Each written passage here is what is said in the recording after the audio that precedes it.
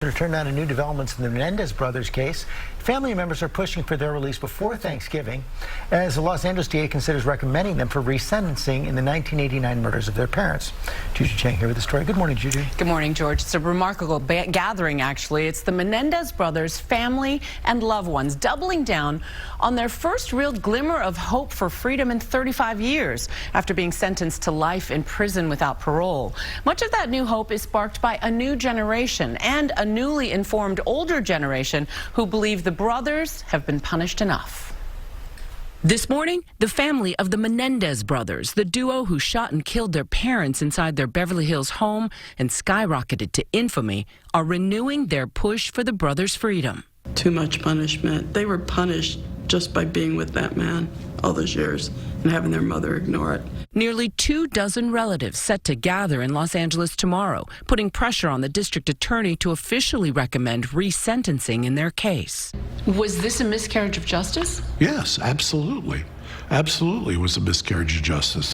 Lyle and Eric Menendez, who were 21 and 18 at the time of the murders, say they suffered from years of abuse at the hands of their father and feared for their own lives. I wanted to die. In a way, I did not protect Lyle. A new documentary and a separate drama series by Netflix propelling the case into the spotlight for a new generation, adding to the growing calls for freedom. We're not saying that there was anything wrong with the original trial. We have been given evidence.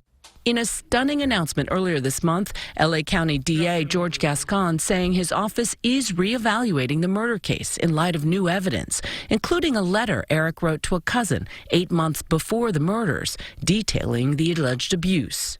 Gascon telling me any recommendation for resentencing would take into account their decades already served behind bars and their behavior while there. Do you think the Menendez brothers will walk free someday? Given the totality of the circumstances, I don't think that they deserve to be in prison until they die, okay? I don't believe that.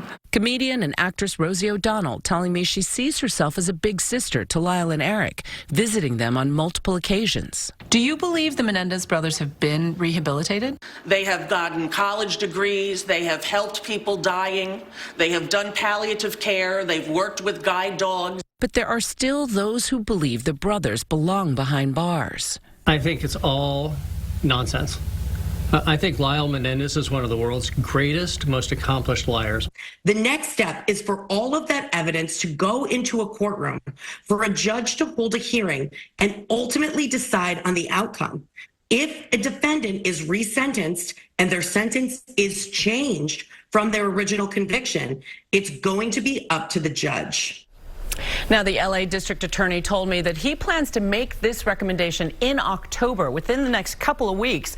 And both their defense attorney, Mark Garagos, and their family told me they are cautiously optimistic. And their biggest wish, of course, is that the brothers will be home to celebrate their aunt's 93rd birthday for Thanksgiving. And, of course, we'll have much more on Impact by Nightline's Menendez Brothers, Monsters or Victims, beginning streaming on Hulu on Thursday. A lot of people watching this. And a lot of people with opinions. Yes, that's true. All right, Juju, thanks so much.